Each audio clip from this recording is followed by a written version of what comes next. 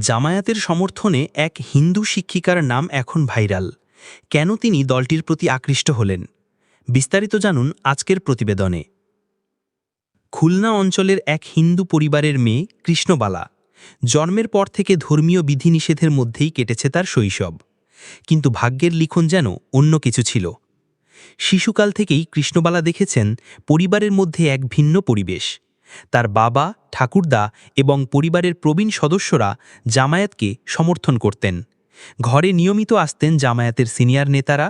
ঘণ্টার পর ঘণ্টা চলত দলের আদর্শ, কার্যক্রম এবং ভবিষ্যৎ পরিকল্পনা নিয়ে আলোচনা। তখন কৃষ্ণবালা ক্লাস 10-এর ছাত্রী। হিন্দু পরিবারের মেয়ে হিসেবে বাড়িতে জামায়াত নেতাদের উপস্থিতি তার ভালো লাগত না। বাবার সঙ্গে এই নিয়ে বহুবার ঝগড়াও হয়েছে। কিন্তু সময়ের সঙ্গে সঙ্গে কৌতূহল তাকে টেনে নিয়ে যায় গভীরে।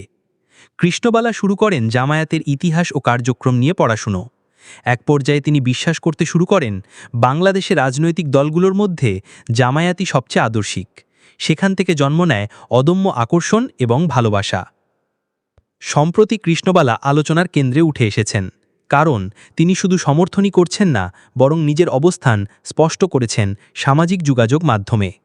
খুলনার ডুমুরিয়া ফুলতলা সংসদীয় এলাকার এবং সাতক্ষীরার বেগম খালেদা জিয়া ডিগ্রি কলেজের একজন অধ্যাপিকা কৃষ্ণবালা তার ফেসবুক পোস্টে লিখেছেন, জামায়াতে চাঁদাবাজি নেই, দলীয় গ্রুপিং নেই, দলটি দুর্নীতিমুক্ত সমাজ গড়ার জন্য কাজ করছে। তার বিশ্বাস, জামায়াত ক্ষমতায় এলে হিন্দু, বৌদ্ধ, খ্রিস্টানসহ সকল ধর্মীয় ও নৃতাত্ত্বিক গোষ্ঠীর অধিকার নিশ্চিত হবে। মন্দির, গির্জা এবং উপাসনালয় থাকবে নিরাপদ, বাধাহীন ধর্মীয় স্বাধীনতা নিশ্চিত হবে।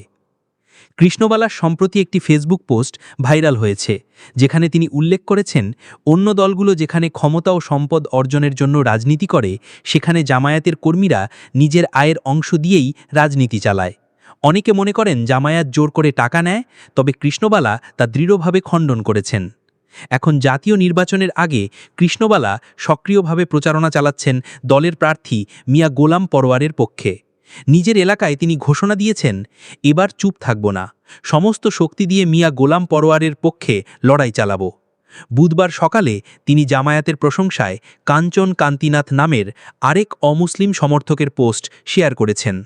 এতে দেখা যাচ্ছে দলটির অমুসলিম শাখার কার্যক্রম প্রশংসিত হচ্ছে এবং এর ফলে ভোটার সংখ্যা বাড়ছে। আপনারা এই ঘটনা সম্পর্কে কি ভাবছেন?